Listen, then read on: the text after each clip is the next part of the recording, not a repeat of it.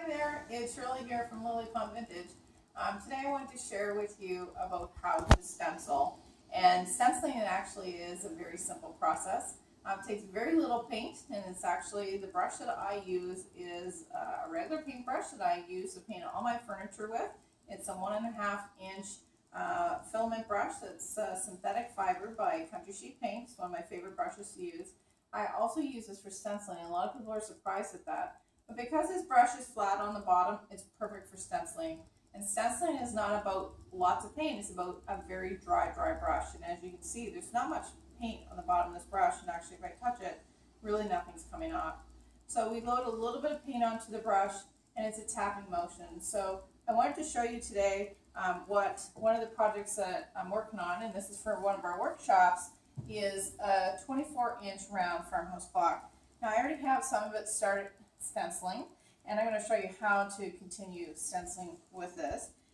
These stencils are by Margaritaville out of Ontario. It's a nice heavy grade vinyl.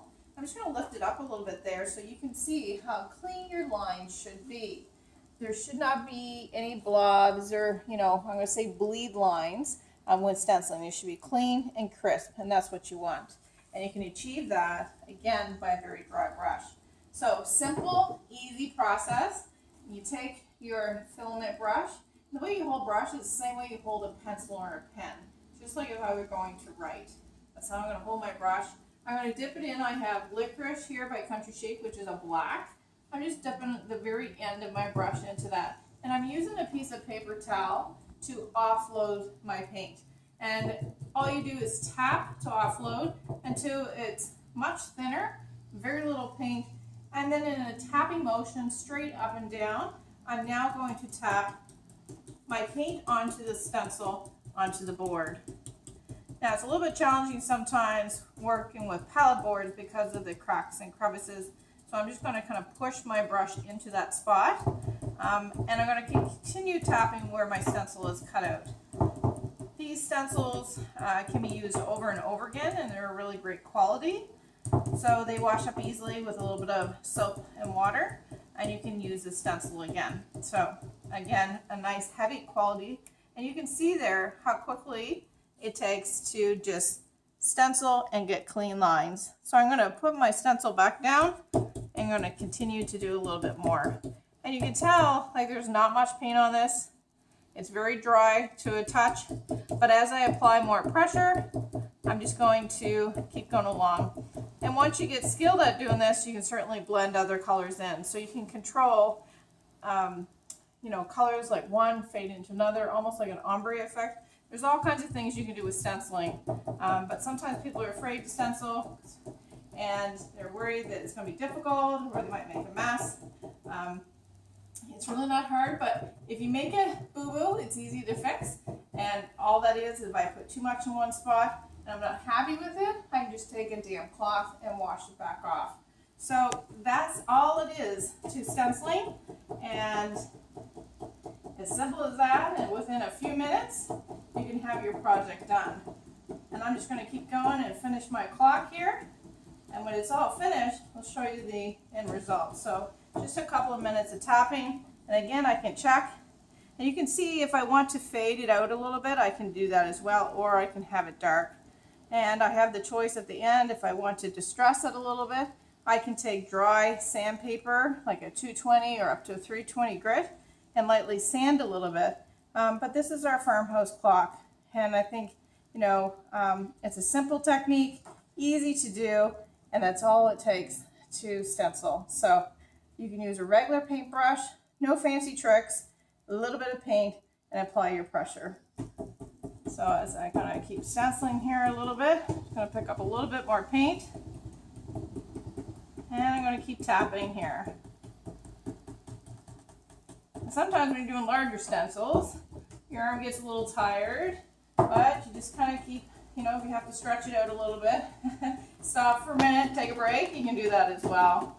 So I'm just going to keep going with my stencil here. Now I have a little piece in the palette where the tongue and groove, where it fits together. Sometimes you have to push really into those spots. And I'm just going to keep going here. I'm almost done.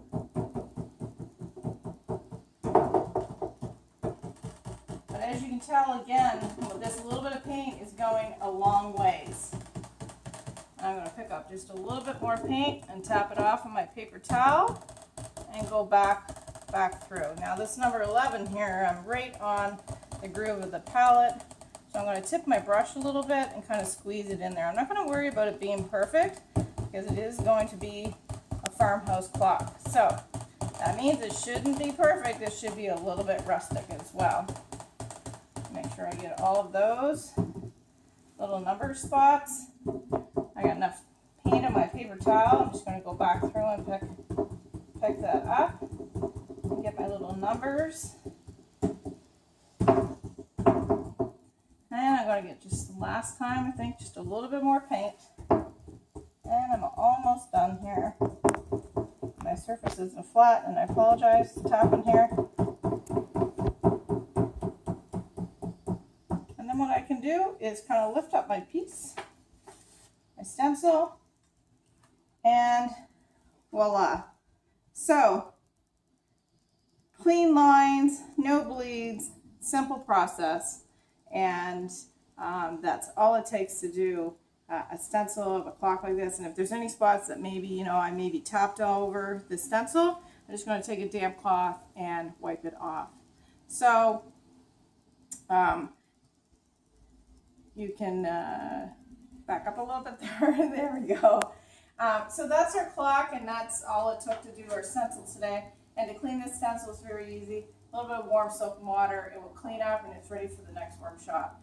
If you're interested in joining me to learn how to stencil or to learn how to paint furniture, you can go to lilypondvintage.com or to my Facebook site, or I'm on Instagram as well. And we're here located in Elmsdale, Nova Scotia. So I hope that you find this video beneficial to help you learn how to stencil, and it really is a simple, easy process. So drop in and see us, and we can help you out with, brushes, stencils, paint, glazes, anything that you want to paint, we can help you with it. Have a great day.